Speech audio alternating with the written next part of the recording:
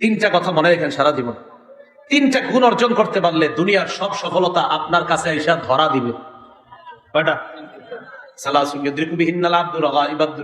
তিনটা গুণ অর্জন করতে পারলে দুনিয়ার সব সফলতা অর্জন করতে পারবেন। এক নাম্বার সুখের সময় বেশি বেশি দোয়া করা। সুখের সময় বেশি বেশি দোয়া করা, দেখছেন? সুখের সময় বেশি দোয়া করা। দুঃখের সময় তো আল্লাহরে ডাকেনি, সুখের সময় বেশি দোয়া করবেন।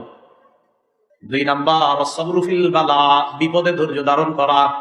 তিন নাম্বার রিজা বিল কাজা, আল্লাহ যা ফয়সালা করে তা সন্তুষ্ট চিত্তে মেনে নেওয়া। তাহলে এক নাম্বার যেটা জানলাম, সুখের সময় বেশি বেশি দোয়া করা। সুখের সময় যদি বেশি বেশি দোয়া করতে পারি, দুঃখের সময় আল্লাহ আমাদের পাশে বেশি বেশি থাকবেন। এই জন্য সুখের সময় বেশি আল্লাহরে ডাকবেন। এই জন্য রাসূলুল্লাহ সাল্লাল্লাহু আলাইহি সাল্লাম বলছে, 5 জিনিসের আগে 5 জিনিসকে গনিমত মনে করবা। এর মধ্যে একটা ওয়াসিহাতাকা ক্বাবলা সুকুমিক, অসুস্থ হওয়ার আগে সুস্থতাটা বেশি কাজে লাগাইবা। আমাদের অভ্যাসটা কেমন? সুস্থ থাকলে বিবি 2টার দিকে কয়, এই খানা খাইতে আসেন, 2টা যায়, 2:30টা যায়, 3টা যায়, 4টা যায়, আরে খানা খাবেন না? আচ্ছা আসতেছি। 4:30 হয়, আরে খানা খাবেন না? আসর হয়ে গেছে, ও আচ্ছা আসতেছি। 2.5 ঘন্টা হযরতের কি হয়েছে? শুক্রবার দিন ছুটির দিন পাইছে, উনি মোবাইলে ফেসবুকে আসক্ত। সুস্থতা, এটা গনিমত মনে করো। কি শিখলাম? সুলাইমান নবী নিয়ামত পাইয়া যিনি দিলেন তারে কি আগের চেয়ে কম ডাকতেছেন, আরো বেশি ডাকতেছেন? তাহলে আমরা নিয়ামত পাওয়ার পর যিনি নিয়ামত দান করলেন তার আলোচনাটা আরো বাড়ায়া দিব। সত্যি করে বলতো, দুনিয়ার কেউ যখন আপনারা কোনো গিফট করে, হাদিয়া দেয়, উপহার দেয়, তার নামটা কম কর না বেশি কর? আর করেন না, আমার যা উপকার করছে উনি এতবার কর। যে রব আমারে আপনারে দিছে, সে রব রে কিছু বলতে পারলেন না? দুনিয়ার একটা মানুষ উপহার দিলে তারে কতবার কই, জানেন না অনেক ভালো মানুষ, আরে এত ভালো হয় না। আমার রব, ওনারে এত ভালো বলতেছি আমি। আমারে আপনার যে আল্লাহ 2টা চোখ এখনো রাখছে, আরেকজনের মতো এক চোখ যে নেওয়া যায় নাই, সে রব রে কি একটাবার ডাকার সুযোগ হলো না আপনার? এটাই বলতেছে। একটু নিজের শরীরটা যেদি তাকায়া বলবেন, শরীরটার দিকেও তাকাইবেন, আলহামদুলিল্লাহ আল্লাহ আমারে এখনো সুস্থ রাখছে। রাসূলুল্লাহ সাল্লাল্লাহু আলাইহি সাল্লাম বলে, মিয়া দুনিয়াতে যদি 3টা জিনিস পাও তাহলে মনে করবা তুমি সুখী মানুষ। কি তুমি এত চিন্তা করো? তুমি ঘুমাইলা, সকালবেলা উঠলা, ওঠার পর তুমি বিবিরে জিজ্ঞাসা করবা। কি জিজ্ঞাসা করার আগে তুমি দেখবা, 1 নাম্বার তুমি সুস্থ আছো নি পরিবার নিয়ে? পরিবার নিয়ে তুমি সুস্থ আছো কিনা 1 নাম্বার। যদি দেখো তুমি পরিবার নিয়ে সুস্থ আছো, মাশাআল্লাহ। 2 নাম্বার মুআফান ফি জাসাদি, পরিবারের সবাই সুস্থ আছে, তোমার শরীরটাও সুস্থ আছে। তাহলে পরিবারের মানুষগুলো ভালো আছে, আমিও ভালো আছি। 3, সকালে উঠে বিবিরে জিগাইবা আজকে একদিনের খাবার আছে তো? বিবি হ্যাঁ আলহামদুলিল্লাহ, চাল ডাল গোস্ত সব আছে একদিনের। রাসূল বলে ফাকান্নামা হিজাতলাহু দুনিয়া, আরে তোমারে তো পুরো দুনিয়ার সব নিয়ামত আল্লাহ দিয়ে দিয়েছে, একদিনের খাদ্য আছে আর তুমি সুস্থ আছো, পরিবারের মানুষগুলো ভালো আছে। নবী কয়, আরে মিয়া তুমি তো সবচেয়ে সুখী মানুষ। তাহলে নিয়ামত পাওয়ার পর বলেন তো সবাই, যিনি নিয়ামত দিয়েছেন তিনি কে? তার নামটা আগের চেয়ে আরো বেশি স্মরণ করব। ঠিক আছে না ইনশাআল্লাহ? কোরআনের কথাগুলা কার? বলেন না কার? আল্লাহ। এই যে সুলাইমান নবী আল্লাহর কাছে দোয়া করলেন আর আল্লাহ কথাগুলা বললেন, এগুলো কোরআনের আয়াত না? এই যে আমি এখন কোরআনের আয়াত পড়তেছি না, বলেন পড়তেছি না? আচ্ছা, মানুষ যখন কোনো বই লেখে, লেখার পর তার বইটা যদি অন্য কেউ পড়ে পাশে বইসা, আমার বই লেখা বই হে পড়লো, ভাল লাগে না অনেক যে আমারটা পড়তেছে। এবার ভাবেন তো, আল্লাহর কালাম যখন আমি আপনি পড়ি, আল্লাহ কত খুশি হয়। মুস্তাকুর নবী সাহেব কথাটা বলছে, সুন্দর কথা। এবার আল্লাহ পাক রব্বুল আলামিন বলেন, ওয়াতাফাক্কাদাত তায়রা ফাকালা মা লিয়া লা আরাল হুদহুদা আম কানা মিনাল গায়িবিন। কাফেলা নিয়ে সুলাইমান নবী যায়, যাইতে যাইতে হঠাৎ এক জায়গায় আল্লাহ নবী সুলাইমান যাত্রা বিরতি দেয়। দেওয়ার পর সুলাইমান নবীর পানির প্রয়োজন, পানির দায়িত্বে যেই পাখিটা, ওই পাখির নাম হুদহুদ। কি নাম? আব্দুল্লাহ ইবনে আব্বাস বলেন, এই হুদহুদ পাখিকে এমন বৈশিষ্ট্য আল্লাহ দান করেছেন, পাখি যখন উপরে থাকে দুনিয়ার এই আলো বাতাসের মধ্যে, তার সামনের বিপদ গুলা তার চোখে তেমন পড়ে না। তবে মাটির নিচে পানি কোথায় আছে না আছে, মাটির উপর থেকে বলে দেওয়ার ক্ষমতা আল্লাহ তাকে দিয়ে দিছে। বুঝেননি? মাটির নিচে কি আছে ওই পাখি বলতে পারে, আল্লাহ এই যোগ্যতা দিছে। কিন্তু উপরে কোনো বিপদ আপদ এটা বেশি বলতে পারতো না। অথচ মাটি এইভাবে দেখেন, মাটি এইভাবে, আর মাটির নিচে পানি আছে কিনা হুদহুদ পাখি বলে দিত। সুলাইমান নবী, এখানে পানি আছে, এখানে কাজ টাজ দেন, জিনদেরকে নিয়ে বা যাদেরকে কাজে লাগান তাদেরকে দিয়ে এখানে আপনি গর্ত করেন, এখানে পানি পাবেন, আমি দেখছি এখানে পানি আছে। হুদহুদ পাখিকে আল্লাহ এই যোগ্যতা দান করছে। এক জায়গায় গেছে, পানি দরকার, তো পানির দায়িত্বে কে আছে? হুদহুদ। কোথায় হুদহুদ? তাফাক্কাদাত তায়র, হুদহুদকে খুঁজছে। ওয়া তাফাক্কাদাত তায়র, পাখি তালাশ করছেন। ফাকালা, বললেন, মালিয়া, কি হলো আমার? লা আরাল হুদহুদ, হুদহুদকে দেখছি না কেন? আম কানা মিনাল গায়বিন, হুদহুদ কি গায়েবদের অন্তর্ভুক্ত হয়ে গেছে? অর্থাৎ যারা এখানে উপস্থিত নাই তাদের অন্তর্ভুক্ত হয়ে গেল। হুদহুদ কোথায়? এখানে নাই। সুলাইমান নবী সাথে সাথে যখন বুঝতে পারলো হুদহুদ এখানে নাই, তিনি বললেন লা উআযিবান্নাকুম আযাবান শাদীদা, হুদহুদকে ভয়ঙ্কর শাস্তি দিব। আও লা আযবাহান্নাকু, অথবা হুদহুদকে জবাই করে ফেলবো। আও লা ইয়াতিয়ান্নী বিসুলতানিম মুবিন, অথবা হুদহুদ নির্দিষ্ট কোন প্রমাণ আমার কাছে উপস্থিত করবে। তিনটা অপশন, হয় তাকে কঠিন শাস্তি দিব, 2 নাম্বার না হয় তারে জবাই করব, 3 নাম্বার বাঁচার অপশন, সে যখন আমার সামনে আসবে নির্দিষ্ট কোনো প্রমাণ পেশ করতে হবে যে আমি এই কারণে ছিলাম না। গ্রহণযোগ্য যদি তার কোনো ওই প্রমাণাদি হয় তাহলে তাকে হয়তো জবাই করব না, তাকে শাস্তি দিব না। কিন্তু গ্রহণযোগ্য নির্ভরযোগ্য প্রমাণ পেশ করতে না পারলে হয়তো তাকে জবাই করব, না হয় তাকে হত্যা করব। বুঝে আসছিল? তো হুদহুদ পাখিকে না পাওয়ার পর সুলাইমান আলাইহিস সালাতু ওয়াস সালাম বললেন যে হুদহুদ পাখি আসার পর জানায়া দিবা, তোমারে বলছে সুলাইমান নবী জবাই করবে, অথবা তোমাকে কঠিন শাস্তি দিবে, অথবা তুমি নির্দিষ্ট স্পষ্ট কোনো প্রমাণ পেশ করতে হবে যে প্রমাণ এদিকে তাকান, এদিকে তাকান, এদিকে তাকান, এদিকে। সুলাইমান আলাইহিস সালাতু ওয়াস সালাম বলতেছেন হয়তো আমি তাকে কঠিন শাস্তি দিব, না হয় তাকে হত্যা করব, না হয় নির্দিষ্ট কোনো প্রমাণ উপস্থিত করতে হবে। فمكث غير بعيد فقال أحطت بما لم تحط به وجئتك من سبأ بنبأ يقين। فمكث غير بعيد, বেশি সময় অবস্থান করে নাই, বেশি সময় দেরি হয় নাই। হুদহুদ পাখি যখন আসছে, আসার পর উপরে উঠতে থাকার সময় অন্য পাখি দুষ্টদের সাথে যখন দেখা হয়, পাখিরা জানায় দেয় খবর আছে, কি সুলাইমান নবী তোমারে তালাশ করছে, জানায় দিছে তুমি যদি নির্দিষ্ট কোনো প্রমাণ পেশ করতে না পারো, অনুপস্থিতির থাকা এই কারণ যদি পেশ করতে না পারো, তোমাকে শাস্তি দিবে, না হয় তোমাকে জবাই করবে। হুদহুদ পাখি যখন এই কথা জানলো, জানার পর তাফসীর ইবনে কাসিরের সুন্দর কথা আসছে, কয় সুলাইমান নবী ইস্তেসনা করছেন, কয় সুলাইমান নবী ইল্লা কইছেন, ইল্লা, হ্যাঁ ইল্লা কইছে, মানে ইস্তেসনা করছে। কয় কি? কয় বলছে তোমারে জবাই করবে, না হয় তোমারে হত্যা করবে, না হয় কঠিন শাস্তি দিবে। তো পাখি পাখিরে জিজ্ঞাসা করে, কয় এই হত্যা বা জবাই ছাড়া আলাদা অপশন রাখছে রে? হ্যাঁ রাখছে। কয় কি? কয় যদি তুমি প্রমাণ পেশ করতে পারো তাহলে জবাই করবে না, হত্যা করবে না, বাকি প্রমাণ নির্ভরযোগ্য হতে হবে যে তুমি কেন ছিল না। এই কথা বলার পর হুদহুদ আসার পর কয়, এখন কথা হলো হুদহুদ কইছিল, তাফসীরের কিতাবে আছে হুদহুদ এক জায়গায় একটা জালের মধ্যে আটকায় পড়ছে। আব্দুল্লাহ ইবনে আব্বাস কয়, শোনো, হুদহুদ দুনিয়ার বিপদ বেশি দেখতো না চোখ দিয়ে, এক জায়গায় জাল হয়তো কেউ পাইতে রাখছে, সেখানে হুদহুদ আটকা পড়ে গেছে। মাটির নিচের জিনিস দেখতে পারলো, উপরের জিনিস ভালো করে দেখতে পারতো না। এটাই ছিল হুদহুদের যোগ্যতা। আল্লাহ যোগ্যতা দান করছে। তো যাই হোক, হুদহুদ ছুইটা সুলাইমান নবীর কাছে আসছে। আসার পর আস্তে আস্তে কিছু ঘটনা দেখে আসছে। আইসা সুলাইমান নবীর কয়, যা দেখে আসছি। কও কি হয়েছে? কও। আহাত্তু বিমা লাম তুহিত বিহি, এমন জ্ঞান আমি অর্জন করে আসছি যেটা আপনিও জানেন না। কি সেটা? অজিতুকা, আমি আপনার কাছে আসছি, বিনাবাইন বিসাব, অজিতুকা মিন সাবাইন, আমি সাবা গোত্র থেকে আসছি, বিনাবাইন ইয়াকিন, নিশ্চিত একটা সংবাদ নিয়ে আসছি। সাবা হলো ইয়ামানের একটা এলাকা। কোন দেশের? আসলে ইয়ামানের কোন এলাকার নাম সাবা ছিল না। ইয়ামানের একটা এলাকায় একদল মানুষ বসবাস করত যাদেরকে সাবাই বলা হতো। তারা ওখানে থাকার কারণে ওই তাদের নাম অনুসরণে এলাকার নাম হয়ে গেছে সাবা। কি হয়ে গেছে? সাবা। এই সাবা নামক এলাকা থেকে আমি আসছি নিশ্চিত একটা সংবাদ নিয়ে। কি সংবাদ? ইন্নী ওয়াজাদতু ইমরাআতান তামলিকুহুম ওয়া উতিয়াত মিন কুল্লি শাইইন ওয়া লাহা আরশুন আযীম। সাবা গোত্রের মধ্যে আমি একজন নারীকে পাইলাম, যে নারী তামলিকুহুম, ওই সাবা গোত্রের উপর রাজত্ব চালায়। আমার জানা মতে আপনি তো রাজত্বের অধিকারী। তাফসীর কারকরাও লেখেন ওই সাবা এলাকাটাও সুলাইমান নবীর রাজত্বেই ছিল। কিন্তু ওনার অজান্তে একদল মানুষের উপর একজন নারী ক্ষমতা চালানো শুরু করছে। ওয়া উতিয়াত মিন কুল্লি শাই, এই নারী সাধারণ কোন নারী না, তাকে সব রকমের জিনিস দেওয়া হয়েছে, মানে সব ক্ষমতা আছে তার, মোটামুটি পাওয়ার আছে। ওয়ালাহা আরশুন আযীম, তার বিরাট একটা সিংহাসন আছে। আজিম বলেন কি? আজিম গুন্ডাকার জানেননি? আল্লাহ বলেন আজিম গুণকার। এই আল্লাহ রানীর সিংহাসনের শেষে আজিম বলছে, তার মানে সিংহাসন কত বড় বুঝেন নাই মনে হয়। রানীর সিংহাসনকে আল্লাহ আজিম বলছে। আল্লাহ আজিম নিজের জন্য ব্যবহার করে, সে আজিমকে বলছে, রানীর সিংহাসনকে বলছে আজিম। তো এতেই বোঝা যায় সিংহাসনটা কত বড় হতে পারে। সিংহাসনটা যে প্রাসাদের মধ্যে থাকতো সেই প্রাসাদটা অনেক বড় ছিল। এই প্রাসাদের পূর্ব পাশে 300 জানালা ছিল, পশ্চিম পাশে ছিল 360টি জানালা। এই প্রাসাদের উপর থাকতো সিংহাসনটা।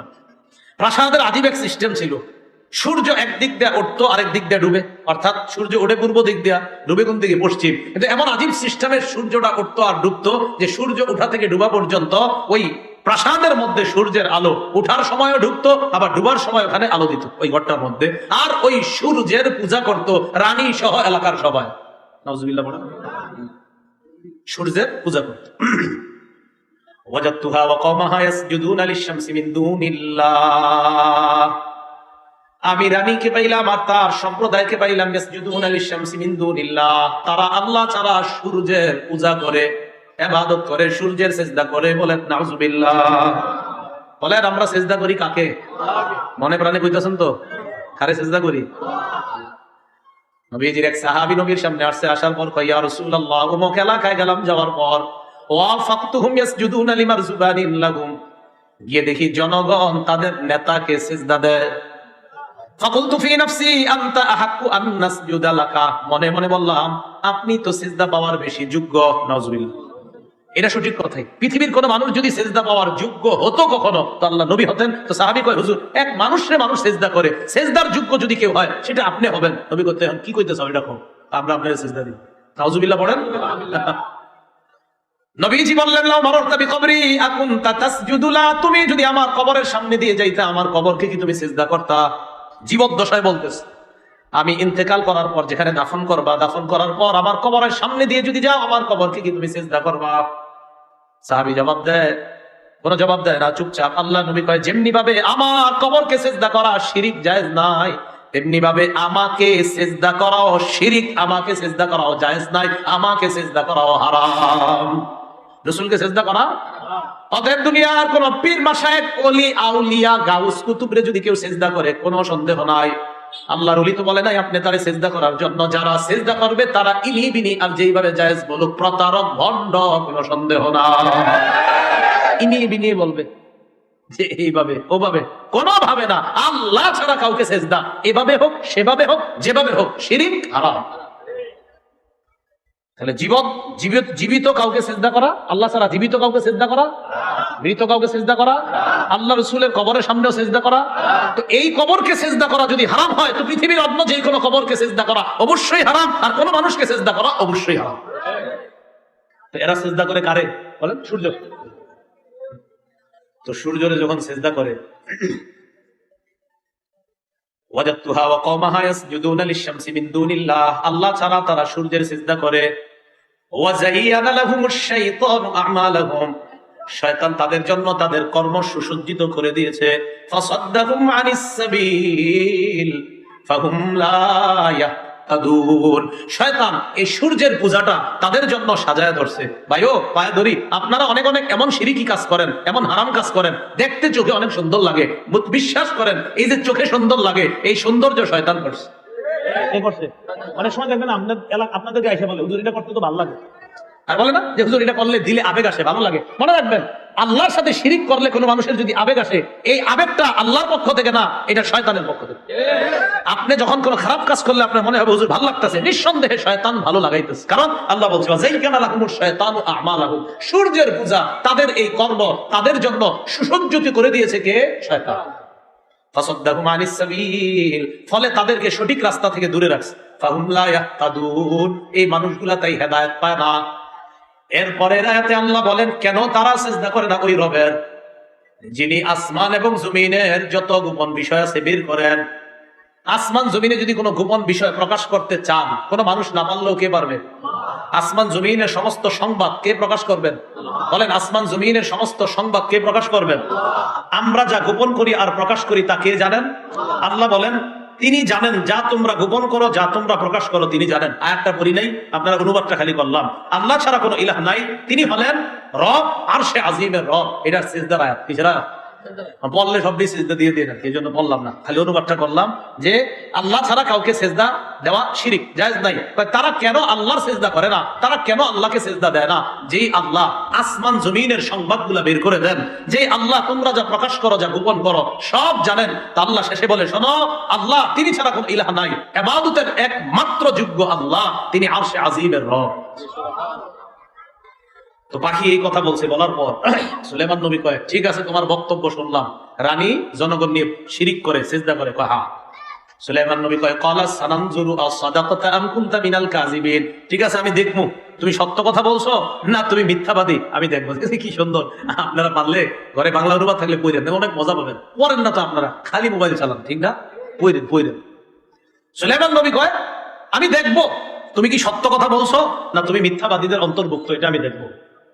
ঠিক আছে পরীক্ষা হবে, কয় কি ইযহাব বিকিতাবি হাযা, একটা চিঠি লেখ, চিঠি লেখার পর কয় আমার এই চিঠিটা নিয়ে যাও, ফালকিহ ইলাইহিম, তাদের কাছে চিঠিটা ফালায়া দিবা, সুম্মা তাওয়াল্লা আনহুম, এরপর তাদের থেকে একটু আড়ালে যাইবা, সরে যাইবা, ফানজুর মাযা ইয়ারজিউন, আড়ালে গিয়ে দেখবা তারা কি জবাব দেয়, কি করে না করে সব দেখে আমার জানাইবা।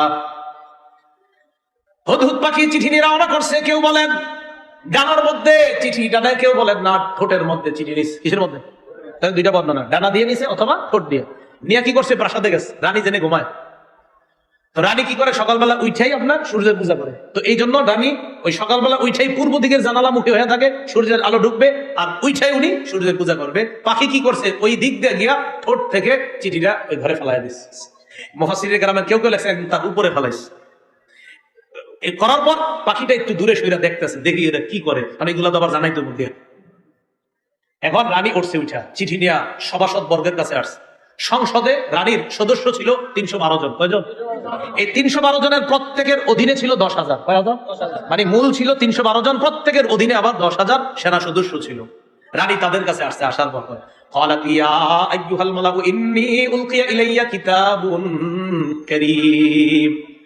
রানী তাদেরকে বলে হে সভাসদ বর্গ, ইন্নী উলকিয়া ইলাইয়া, আমার কাছে প্রেরণ করা হয়েছে কিতাবুন কারীম, সম্মানিত একটা চিঠি। সুবহানাল্লাহ, সুবহানাল্লাহ। দেখছেন নি? আচ্ছা রানী সূর্যের পূজা করে, সে এই চিঠিরে সম্মানিত বলছে, এটা ভাবনা আছে অনেক কিছু। চিঠিরে কি বলছে রানী, কেন বলছে ইন্নাহু মিন সুলাইমান ওয়া ইন্নাহু বিসমিল্লাহির রহমানির রহিম, এই চিঠি সুলাইমানের পক্ষ থেকে, ওয়া ইন্নাহু বিসমিল্লাহির রহমানির রহিম, এই চিঠির মধ্যে লেখা আল্লাহর নামে শুরু করলাম, যিনি রহমান যিনি রহিম। চিঠির মধ্যে লেখা আল্লাহ তাআলু আলাইয়া, হে রানী শোনো, আল্লাহর নামে শুরু করলাম, যিনি রহমান যিনি রহিম। আল্লাহ তাআলু আলাইয়া, আমার উপর অহংকার করবা না।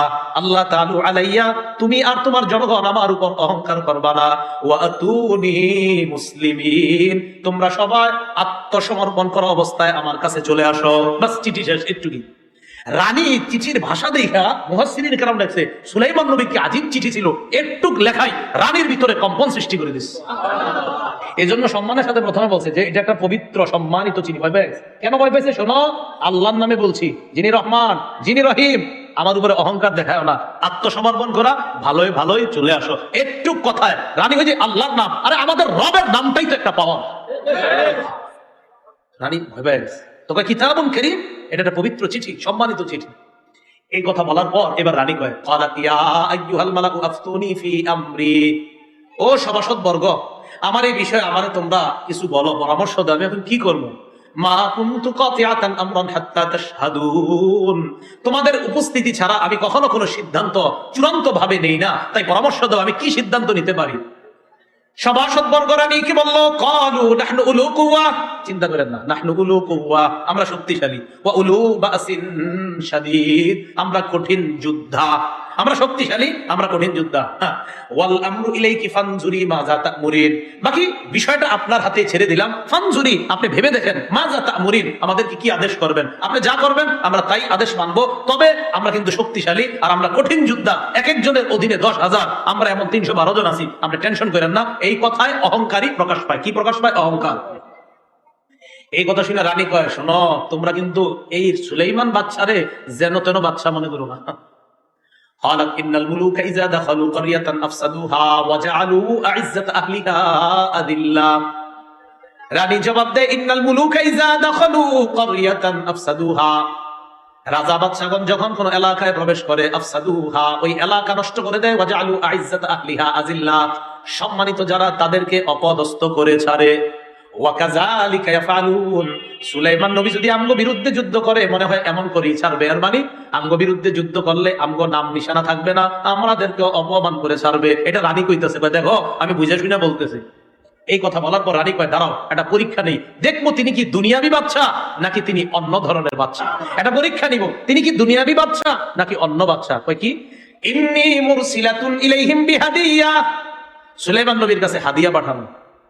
ফানাজিরাতুম বিমা ইয়ারজিউল মুরসালুন, হাদিয়া পাঠানোর পর দেখবো যাদেরকে পাঠাইছি তারা কি সংবাদ নিয়ে আসে। তারা যদি আইসা বলে সুলাইমান নবী হাদিয়া গ্রহণ করছে, তাহলে বুঝবো তিনি দুনিয়াদার বাদশা। আর যদি তিনি হাদিয়া গ্রহণ না করে, তাহলে বুঝতে হবে তিনি আমার আর তোমাদের মতো যেন তেন বাচ্চা না, তিনি অন্য ধরনের বাচ্চা। এই পরীক্ষাটাই যুগে করলো তো কি করেন, আল্লাহ বুঝার তৌফিক দান করেন। এই যুগে যদি এরকম পরীক্ষা হইতো যে মেম্বার চেয়ারম্যান এইভাবে হবে, যে দুনিয়াদার হবে না বাস তার তিনি মেম্বার হবেন, তিনি চেয়ারম্যান হবেন, এরকম সুন্দর হইতো, ঠিক না বিষয়গুলো? তাহলে আর টাকা খরচ হইতো না, যারা ইলেকশন করে তারা সহজে জিতত, সহজ হয়ে যেত না বিষয়টা। কিন্তু আপনারা সব চা খাওয়ার লেগা টাকার লেগে পয়সা দেন, এই কয়দিন পরে বসবেন। আল্লাহ হেফাজত করুন। ফালাম্মা জাআ সুলাইমান ক্বালা আতুমিদ্দুনানি বিমাল, রানীর উপহার যখন সুলাইমান নবীর কাছে আসছে, আসার পর সুলাইমান নবী কয় আতুমিদ্দুনানি, আমারে কি তোমরা সাহায্য করতে চাও সম্পদ দ্বারা? আল্লাহু আকবার। ফামা আতানি আল্লাহু খায়রুম মিম্মা আতাকুম, এই জবাবটা শিখেন সবাই। ফামা আতানি আল্লাহু খায়রুম মিম্মা আতাকুম, আল্লাহ তোমারে যা দিছে, আমারে যা দিছে, দেখেন আমারে যা দিছে আল্লাহ, খায়রুম মিম্মা আতাকুম, আল্লাহ আমারে যা দিয়েছেন তোমাদেরকে যা দিয়েছে এর চাইতে 1000 গুণ বেশি দামি জিনিস আমাকে দিয়েছে। ফামা আতানি আল্লাহ, আল্লাহ আমারে যা দিছে, খায়রুন উত্তম, মিম্মা আতাকুম তোমাদেরকে যা দিছে তার চাইতে অনেক উত্তম। আমারে আমার রব পাখির ভাষা বোঝার ক্ষমতা দিয়েছে, আমারে আমার রব পুরা দুনিয়ার মাখলুকাতের ভাষা আমি বুঝি, বাতাস আমার নিয়ন্ত্রণাধীন করে দিয়েছে। আল্লাহ এত ক্ষমতা আমাকে দান করছে, আরে এর চেয়ে বড় নিয়ামত আর কি চাই? তোমাদেরকে যা দিছে, টাকা পয়সা স্বর্ণ রূপা, এগুলার বাহাদুরি তোমাদের, আমার রব আমারে যেটা দিছে এটা তোমাদের এই উপঢৌকন থেকে 1000 গুণ বেশি দামি। নিয়ে যাও, লাগবে না।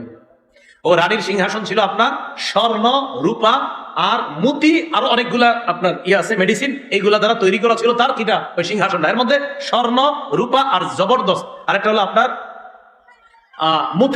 মতি ছিল, আর আরো কয়েকটা লেগছে ওখানে। এর মধ্যে 3টা, এটা স্বর্ণ রূপা মতি, এটা 3টা ছিলই, আরো অনেকগুলা ছিল, এগুলা হলো তার সিংহাসন তৈরি।